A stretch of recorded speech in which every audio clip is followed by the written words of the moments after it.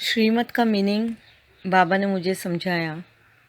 जैसे हम मुरली सुनते हैं तब समझ में आता है कि बाबा हमें अपने विकारों पर जीत पाने बोलता है, अपने विकारों को गुणों में परिवर्तन करने बोलता है ना। हमें बाबा ये पहचान देता है कि हम एक आत्मा है, कि मैं एक आत्मा हूँ, शरीर एक ऑब्जेक्ट है और मैं उस ऑब्जेक्ट को यूज़ कर रही हूँ। ये मेरे को उस वक्त समझ में आया श्रीमत के द्वारा। मतलब श्रीमत है ना मुरली, जो मुरली में डायरेक्शंस बाबा के मिलते हैं, उसी में ये ज्ञान भी मिलता है कि हमारी पहचान हमें मिलती है, परमात्मा की पहचान हमें मिलती है। मगर इन गुणों को हमारे अंदर जो है उसको इमर्ज करना कैसे, इन विकारों से छुटकारा पाना कैसे। हम सब लड़ाई तो लड़ रहे हैं, मगर किस तरीके की लड़ाई लड़नी है, ये डायरेक्शंस हमें बाबा मुरली में देते हैं।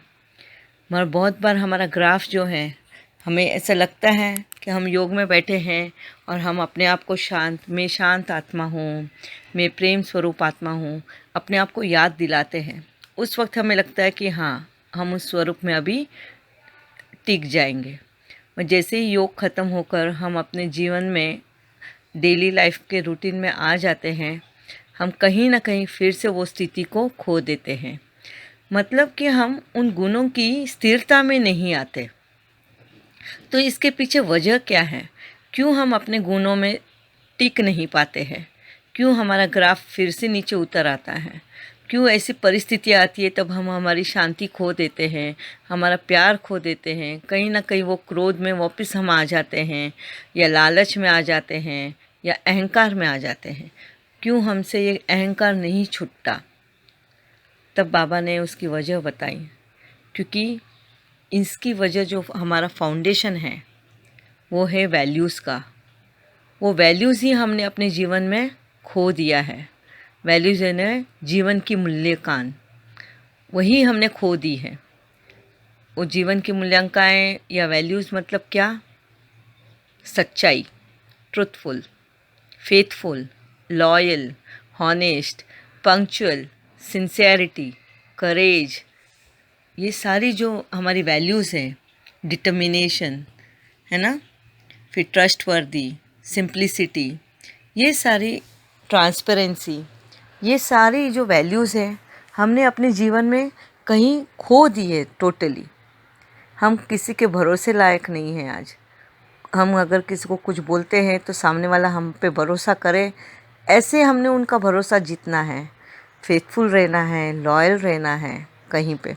आज अगर देखोगे दुनिया में तो सब एक दूसरे के ऊपर भरोसा नहीं करते, कोई भी कमिटेड नहीं है, कोई भी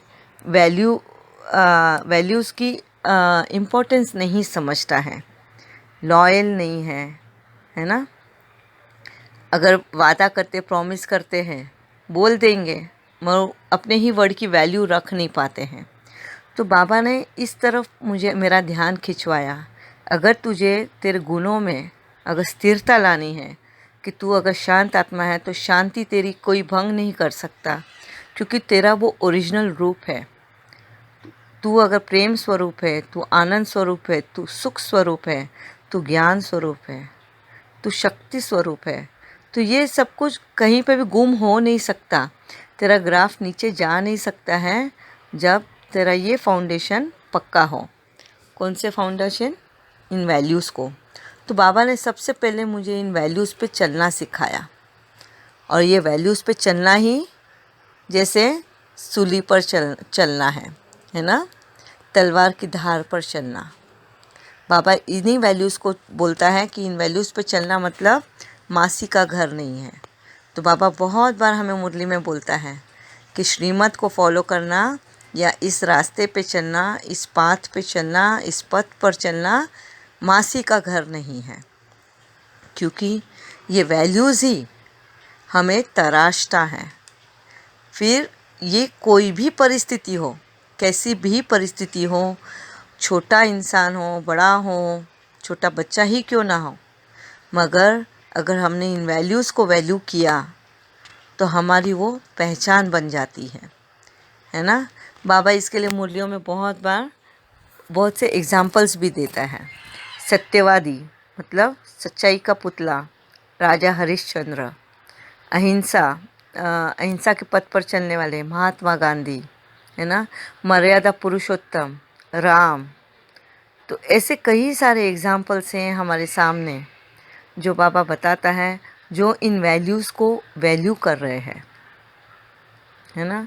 धर्मनिष्ठा युधिष्ठिर कि धर्म में जो है वो बिल्कुल भी उसमें कॉम्प्रोमाइज़ नहीं करता। ऐसे प्रिंसिपलवादी, ऐसे डिसिप्लिन फॉलो करने वाले, वो उनमें इन गुणों की स्थिरता आ जाती है।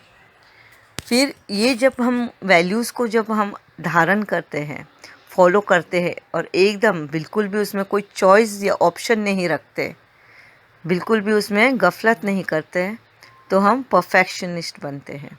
और इसके साथ साथ फिर हमारे अंदर वो संस्कार बन जाते हैं। कौन से संस्कार आ जाते हैं हमारे अंदर?